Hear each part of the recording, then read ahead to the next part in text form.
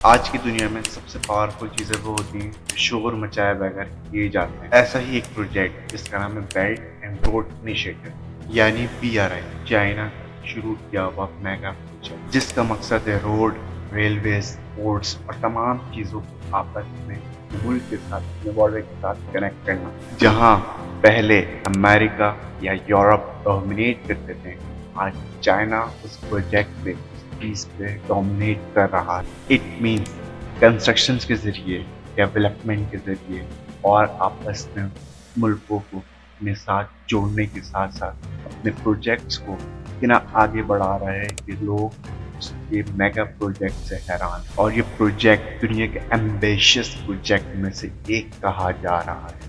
لیکن میڈیا میں اس پروجیکٹ کے بارے میں اتنا ہائی لائٹس نہیں کیا جاتا ہے، اور اس پروجیکٹ میں کافی لوگ جنہیں اس چیز کی نالج ہے وہ آج اس ویڈیو میں بہت اچھی طریقے سے بتاتے ہوں گے کہ میں کہنا کیا چاہ رہا ہوں اور میرا پوائنٹ آف ویو۔ اس پروجیکٹ کی کہانی شروع ہوتی ہے 2013 میں، جب چائنا کے پریزیڈنٹ شی جن پنگ قزاقستان اور انڈونیشیا کے دورے کے دوران ایک نیا ویژن پیش کیا۔ انہوں نے کہا کہ چائنا ایک بار پھر ویسا ہی ٹریڈ روٹ شروع کرے گا جس طریقے سے پہلے سلک روڈ ہوا کرتی، وہ راستہ جو چائنا کو پرانے زمانے میں سینٹرل ایشیا اور یورپ سے جوڑتی۔ بیلٹ اینڈ روڈ انیشیٹو صرف ایک ہسٹوریکل آئیڈیا کا ریوائول نہیں بلکہ ایک نئی گلوبل اسٹریٹجی تھی جس میں انفراسٹرکچر کا یوز کر کے پولیٹیکل پاور حاصل کیا جائے۔ بیلٹ اینڈ روڈ انیشیٹو دو حصوں میں تقسیم ہے۔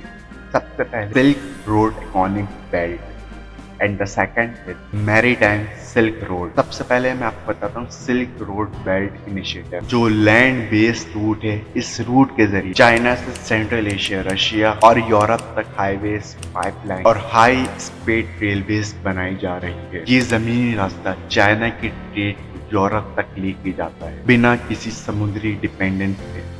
The second is 21st century maritime silk road، جو سمندر کے راستے پورٹس کو کنیکٹ کرتا ہے۔ اس میں چائنا کوسٹل پورٹس کو south east Asia, Europe, east اور افریقہ کے پورٹ سے جوڑ رہا ہے۔ اس اسٹرکچر کا مقصد ہے لینڈ ہو یا سی، مگر چائنا اپنی پاور ہر ملک پہ لگا رہا ہے اور اپنے ٹریڈ، اپنی چیزیں اور اپنی تمام جتنی بھی ان کے پاس انیشیٹو ہے وہ چائنا، امریکہ، رشیا، جتنی بھی ممالک ہیں ان سب سے آگے جا رہا ہے۔ اور پتہ ہی اگلے 10 سال یا 5 سال کے اندر چائنا سپر پاور ہو سکتا ہے۔ یہ دونوں روٹس مل کر چائنا کو دنیا کے لاجسٹک روٹس بنا رہے ہیں۔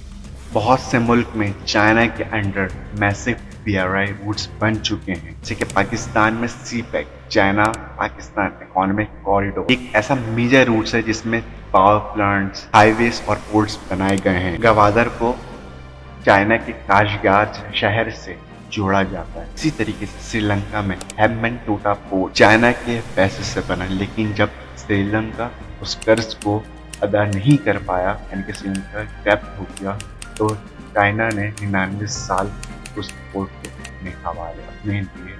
اٹ مینس کہ اب جتنا بھی فروٹ، ہر چیز چائنا کے انڈر۔ اسی طریقے سے افریقہ میں کینیا کے اندر چائنا مومباسا سے نیروبی تک الٹرا ماڈرن ریلوے بنا دی۔ گریس میں اکنامک کرائسس کے وقت چائنا نے پائریس پورٹ خرید لیا، جو اب یورپ کا ایک میگا ٹریڈ ہب بن چکا ہے چائنیز روٹس کے ذریعے۔ ان تمام پروجیکٹس کے ذریعے چائنا صرف اکنامک ڈیولپمنٹ نہیں بلکہ اسٹریٹجک لوکیشنز پر اپنا انفلوئنس جما رہا ہے۔ BRI صرف کانکریٹ اور اسٹیل کی کہانی نہیں بلکہ انفلوئنس کی کہانی ہے۔ چائنا اپنی کمپنی کے کانٹریکٹس دیتا ہے، اپنے لیبرز، اپنی چیزیں اور تمام تر جتنی بھی چیزیں وہ چائنا خود پرووائڈ کرتا ہے۔ ایک سب سے کنٹروورشل اسپیکٹ یہ ہے BRI کا کہ چائنا یا اپنے پروجیکٹس، اپنی چیزوں کو بڑھا رہا ہے یا ہر ملک میں اپنی پاور کو، اپنی ہر چیزوں کو حق جما رہا ہے۔ کچھ کنٹریز یہ کہتے ہیں کہ چائنا جان بوجھ کر ان کنٹریز کو لون دیتا ہے تاکہ اپنے ڈپلوائمنٹس، اپنی تمام چیزوں کو بڑھا سکے اور اپنے ہر ملک میں راج کر سکے۔ چائنا نے فزیکل انفراسٹرکچر کے ساتھ اب ڈیجیٹل ڈپلوائمنٹ بھی شروع کر دیا ہے، جسے ڈیجیٹل سلک روڈ بھی کہا جاتا ہے۔ اس میں چائنا اپنی کمپنیز کے ذریعے 5G networks, fibre optic, surveillance system اور ایون فوڈ तमाम चीज़ों पर क्लाउड स्टोरेज एक्सपोर्ट करा। हुआवे जैसे मोबाइल और दीगर जैसे brands in countries in tools को सस्ता समझ कर ले जाती हैं, लेकिन इनकी डेटा और सर्वेलेंस सिस्टम का तमाम हिस्सा चाइना के पास चले जाता है। डिजिटल सिल्क रोड चाइना का एक इनविजिबल नेटवर्क है जहां चाइना का डेटा पावर दुनिया को साइलेंटली शेप कर रहा है। आज की दुनिया BRI को लेकर दो कैंपस में डिवाइड। एक तरफ वो कंट्री जो चाइना की मदद कर रहे हैं, चाइना जैसे कि पाकिस्तान, तुर्की, श्रीलंका और डिफरेंट कंट्रीज, एंड अदर्स जो चाइना को मदद नहीं कर रहे हैं, वो अमेरिका, इंडिया, ऑस्ट्रेलिया, इन तमाम चीज़ें। आपकी क्या राय है?